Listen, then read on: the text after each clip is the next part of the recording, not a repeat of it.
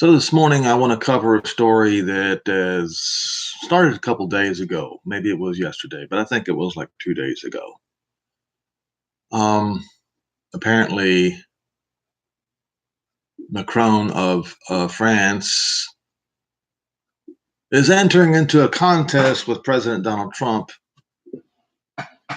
concerning peace plans. I find this interesting. And I withheld talking about it because the only one that I saw, the only article that I saw was the one on the Jerusalem Post, and it was kind of a Jerusalem Post was kind of a scatterbrained article, and so I wanted to wait until another one came out that had more information. And sure enough, um, well, the one on Times of Israel was on the 23rd as well. So, and this particular video is going to be a stepping stone into the next video, uh, and you'll see what I mean. Macron to unveil peace plans soon if Trump doesn't, top diplomats said to tell MKs.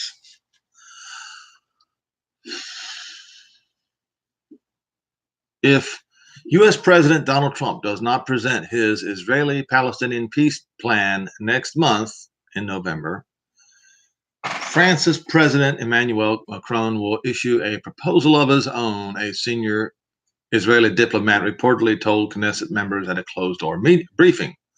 Alon Ishpiz,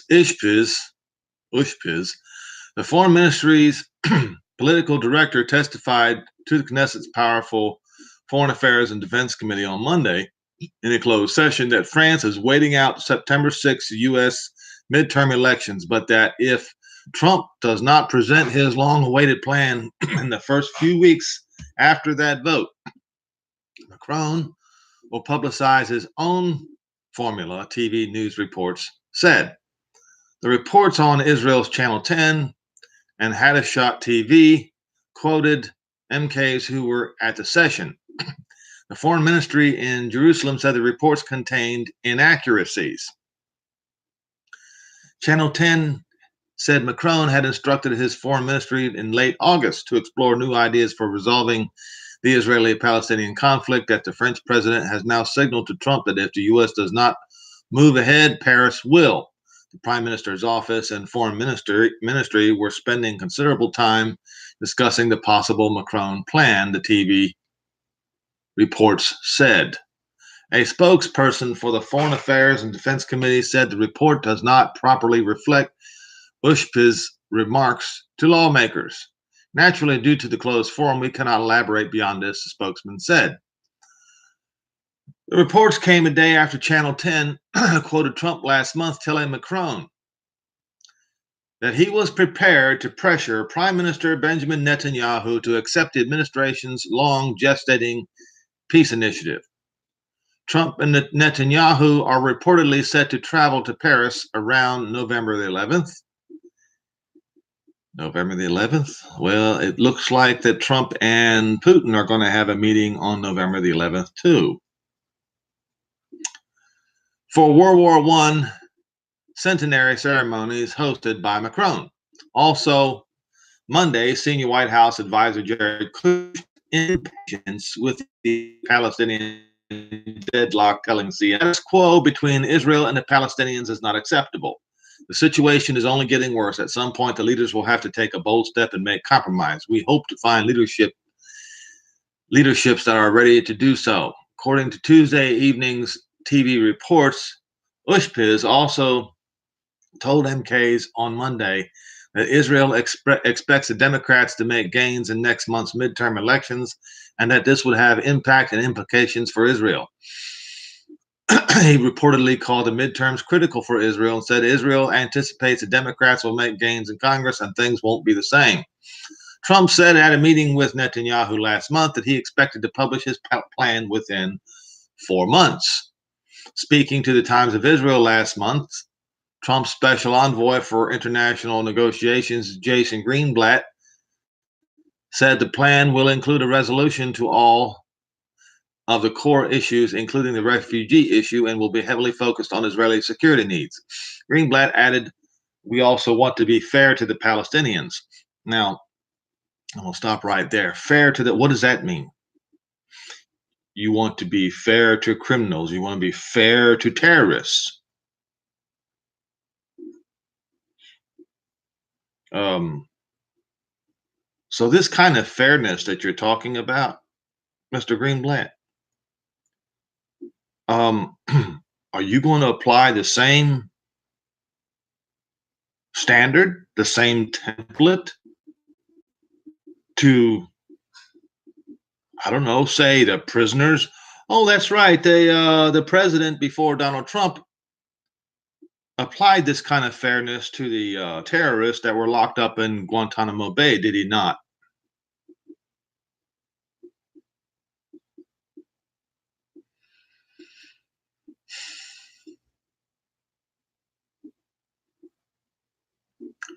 We have tried to find a good balance. Each side will find things in this plan that they don't like.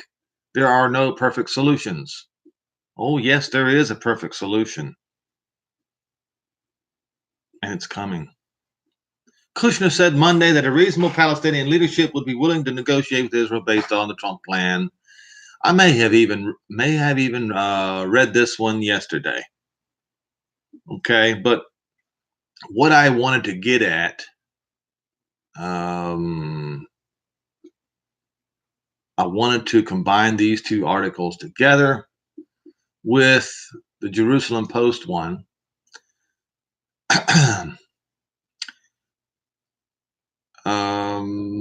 This one was posted this morning, the Jerusalem Post. The title is France to US, release your peace plan or we'll release ours. France denied Israeli media reports that it warned the US it would promote its own peace plan to resolve the Israeli-Palestinian conflict if US President Donald Trump fails to publish his plan soon. The French allegedly pressured Trump to release his plan within a number of weeks after the American midterm elections on November 6. News of the French ultimatum was published on both channels 10 and 2, was based on a closed-door testimony by Foreign Ministry political director Alan Ushpiz to the Knesset's Foreign Affairs and Defense Committee. In its report, Channel 10 said it had spoken with 2 Knesset members, and Channel 2 said it had quizzed 4 Knesset members about the story before publishing it. Their reports were fairly identical in regard to the issue of the peace plan. So apparently there's plenty of accuracy to the story in spite of the protests from the French president. Former French President Francois, whatever his name is, Hollande, had published a peace initiative and held an international gathering on the subject during the last days of the Obama administration. French President Emmanuel Macron has not continued to promote the plan since immediately upon taking office. Trump declared that he had planned to pursue a resolution to the conflict. The French plan called for a two-state solution to the conflict at the pre-67 lines, with East Jerusalem as the Palestinian capital. The French report expects Trump will publish the plan after the midterm elections. And of course, there's a bunch of going back and forth in this particular article as well. Somebody doesn't know what he's talking about. Oh, yes, we do. This kind of thing going on. But we know that the French plan is at the pre-67 border lines. In other words, they want to take Jerusalem away from Israel, the city of David.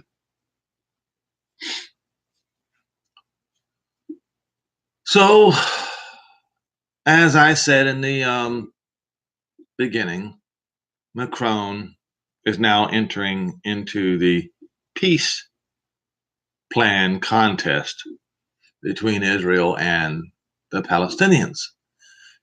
Now, all of this,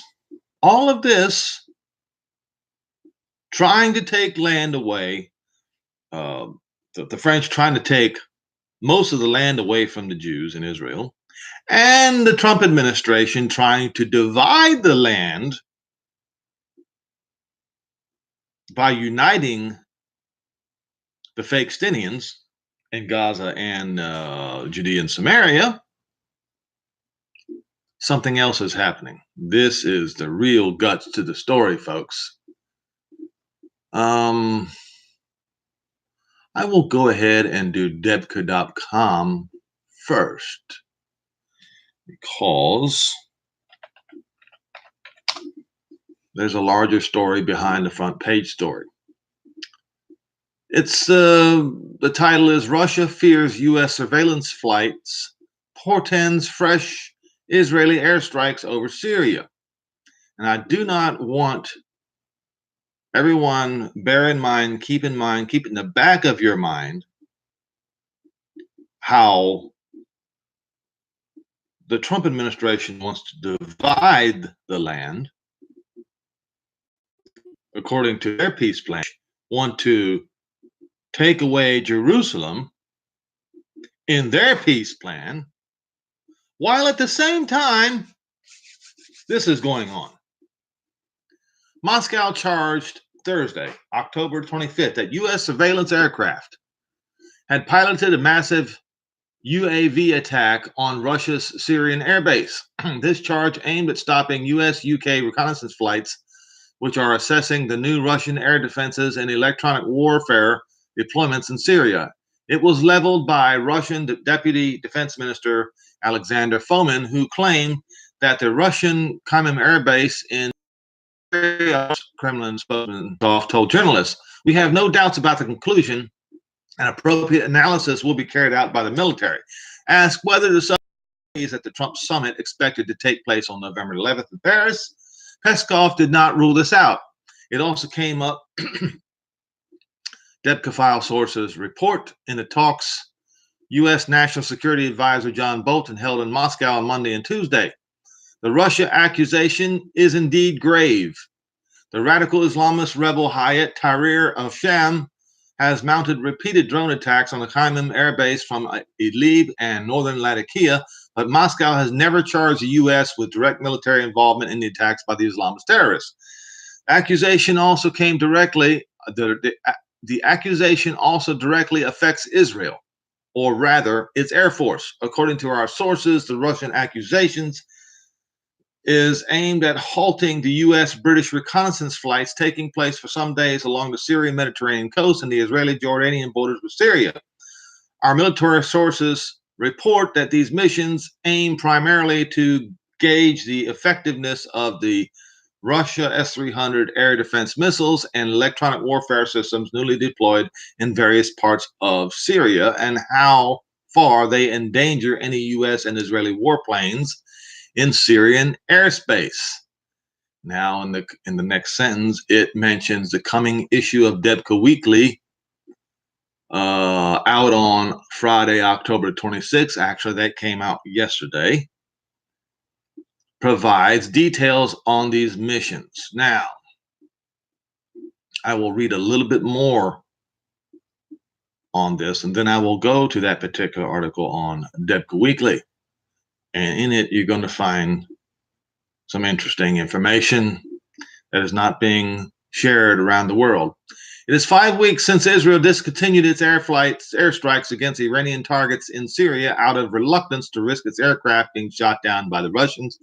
Out of eagerness to even the score, see, the Russians are eager to even the score over the downing of their IL-20 spy plane on September the 17th, albeit by Syrian missiles. So Debka file is saying is Russians really want to shoot down an Israeli plane in retaliation for the Syrians shooting down a Russian plane.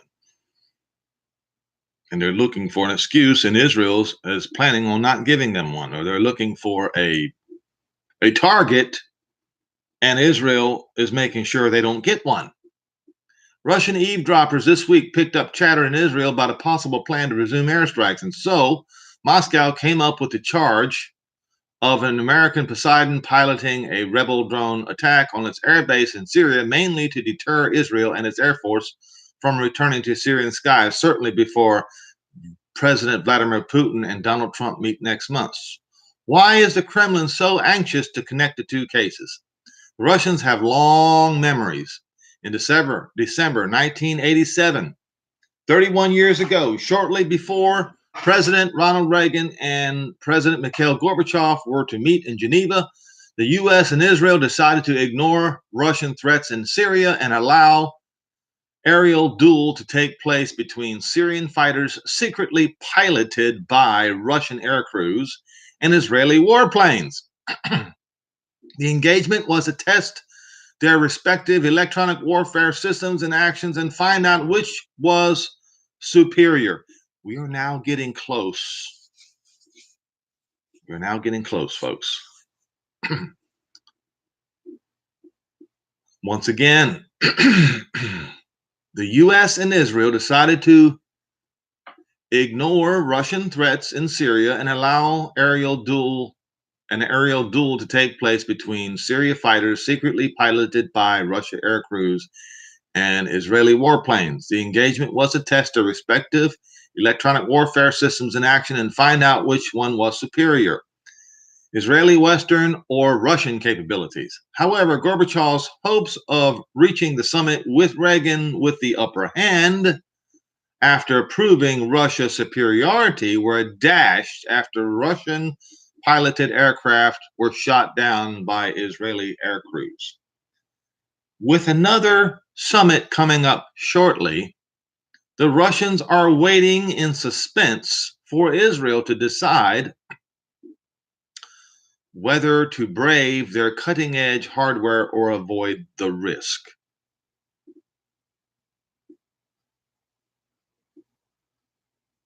Now, I hope those who are listening do not forget this.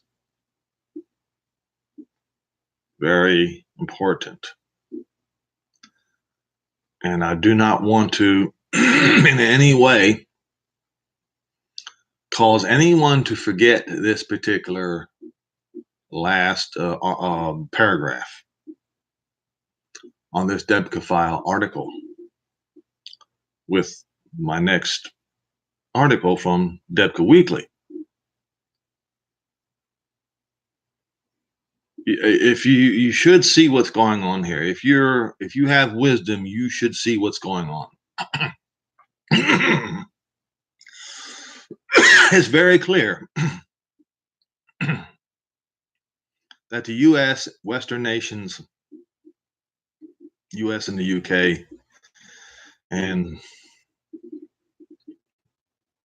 France are using, they see Israel as their spearhead against Russia. Okay? While at the same time trying to undermine Israel. How does that make sense? When you go and you look back in history, when you look back in 1973, when you look back in 1967,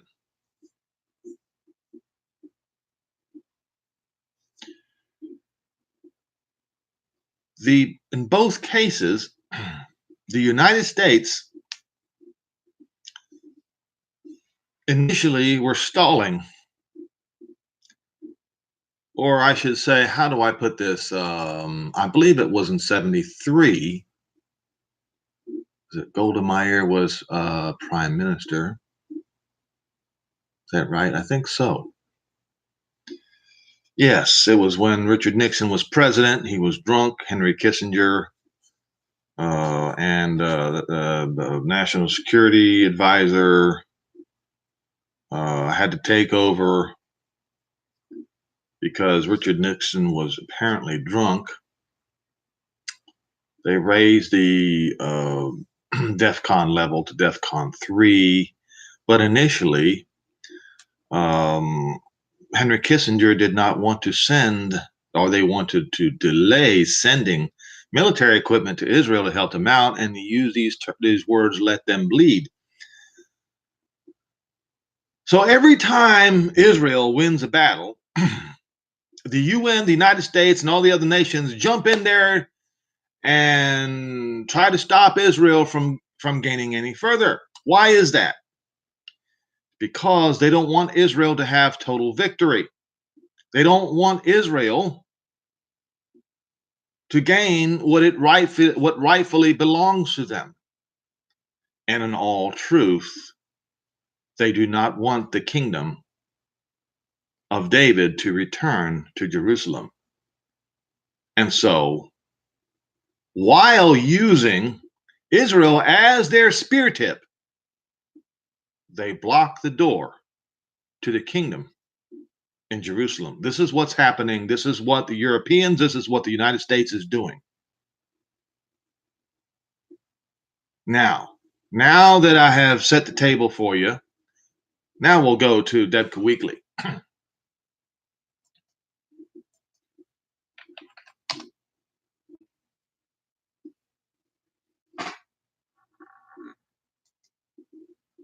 As soon as I get it pulled up.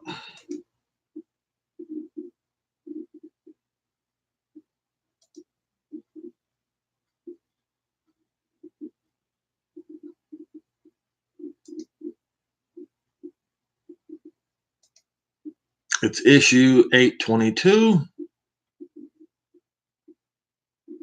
And the title of the article is Israel in Two Minds, or it probably should read In Two Mindsets, on fresh airstrikes over Syria, although these airstrikes have been pushed by Washington.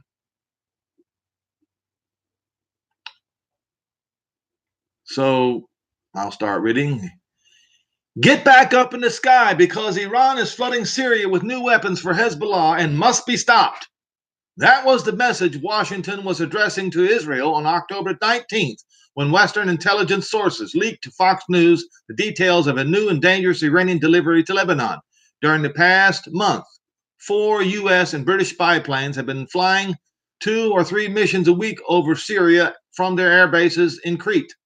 The American aircraft fly north along the Syrian Mediterranean coast up the Turkish border before turning back to their base in Heraklion Airport. The British aircraft fly over the northern Israel port of Haifa, turn north towards the Jordanian-Syrian border, and then keep going along the Mediterranean coast up the meeting point of the Syrian, Jordanian, and Iraq borders. Debka Weekly has the details of the aircraft conducting these missions. One of the 2 spy planes is an MC, one of the 2 U.S. spy planes is an MC-12S, enhanced medium altitude craft, which has reconnaissance and surveillance systems, EMARSS-S, a suite of signal snooping gear for tracking and listening in on enemy communications, as well as the ability to record full motion video by day or by night.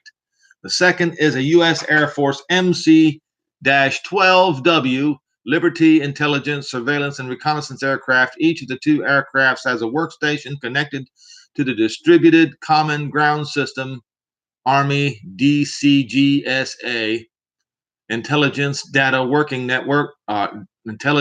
Network, which is designed to collect, compile, and distribute information rapidly across units. The British spy planes, which are based at Suda Bay in Crete, are a Boeing RC-135, which is an air seeker electronic snooping plane, and an R-1 Sentinel, an airborne battlefield and ground surveillance aircraft. The U.S. and British surveillance and reconnaissance missions are assigned the task of tracking the high-tech Russian S-300 air systems and electronic warfare systems that Moscow installed in Syria after Russian Il-20 jet was accidentally shot down by Syrian missiles on September 17th.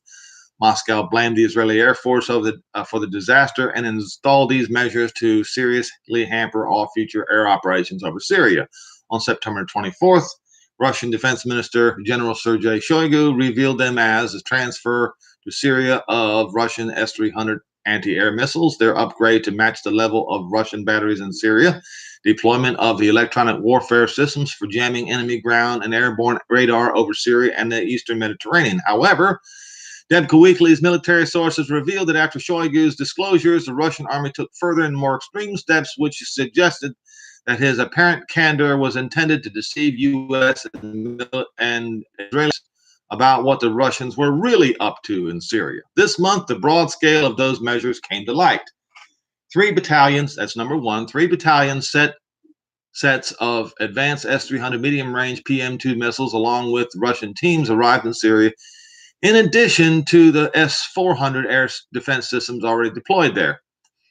Number two, also installed around Syria's main cities and military bases was another type of advanced air defense system, one especially designed to intercept cruise missiles and low-flying aircraft, which the S-300s are not equipped to stop. Number three, cutting-edge electronic warfare gear was imported from Russia to Syria.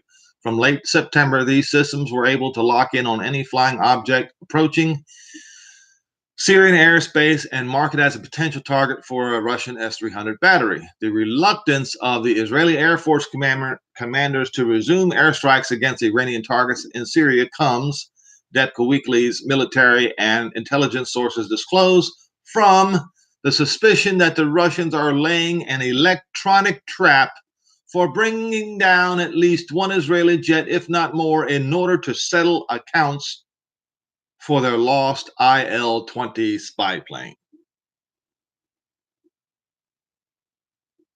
Syria shot it down, Russia. Israel did not shoot it down, but you want to blame it on Israel. And then NATO countries want to use Israel as their spear tip, but then they want to undermine Israel from the inside. Because their false god forbid that Israel should get any glory in victory in the coming war. But guess what? France, United States, Europe, your false god is not going to get any glory. Jehovah, the Elohim of Israel, is going to get all the glory when the dust settles from this war.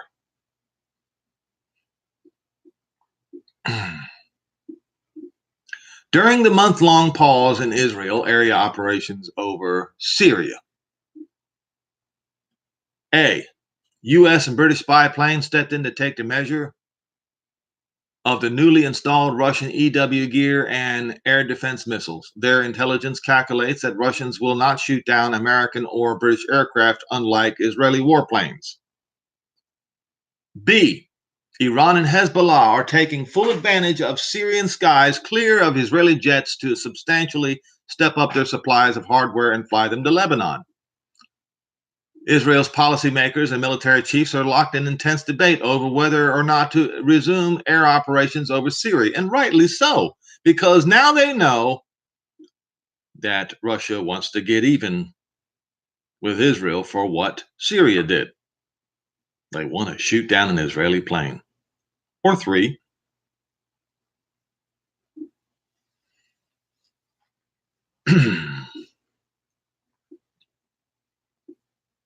the proponents argue that Iran and Hezbollah cannot be allowed to continue to replenish their war arsenals, thereby nullifying the gains of nearly 2 years of destructive Israeli air operations. These supplies are bringing the threat of war with Hezbollah too close for comfort. One group of Israeli officers maintains that even if one or two planes are downed by Russian fire, this risk must be taken as the only way the Israeli Air Force can find out for certain if its EW measures can stand up to the new Russian setup in Syria. The counter-argument is advanced by a number of commanders and ministers led by Prime Minister Benjamin Netanyahu. They urge patience because they maintain that at the end of the day, President Vladimir Putin will return to their understandings and allow Israeli warplanes to return to Syrian skies. But even they recognize that the former freedom once enjoyed by Israeli jets is a thing of the past and restrictions will be in place. An inkling of this debate leaked into the opening of the Knesset's winter session on October the 15th, when Netanyahu, in his speech, said that he was in direct contact with Putin, who prizes highly our relations of friendship and mutual respect, which enables us to stand up to this extremely complex challenges in our region, he emphasized. That connection is important for Israel's security. This was the prime minister's way of smoothing over the unease caused by the pause in Israel's aerial operation in Syria without making it a public admission. Washington, however, was not satisfied. The leak to Fox News about the continuing delivery of Iranian weapons to Syria and Lebanon for Hezbollah was a hard nudge from the Trump administration for Israel to return to action and demolish Iranian arms deliveries, even at a price. Hence the revelation that Iran's Fars Air Qasem flight number QFZ 9950 had touched down in Syria's capital, Damascus, and continued to Beirut carrying GPS devices for making Hezbollah rockets into precision guided weapons. This revelation was meant to put Netanyahu government on the spot and force a decision.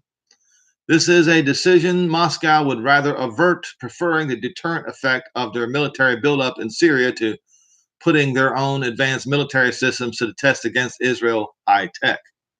On Thursday, October the 25th, Russian Defense Minister Alexander Fomin stated that Russia's Khymen air base in Syria had been subjected to a massive drone attack by unmanned aerial vehicles piloted by U.S. Poseidon 8 surveillance aircraft. This is very alarming data, of course. No one here should have any doubts about the conclusions, and appropriate analysis will be carried out by the military. And here we have, says Debka Weekly's military sources, a typical Russian ruse for halting the U.S. British reconnaissance flights over Syria in case they are preparing the way for resumed Israeli air operations. Now,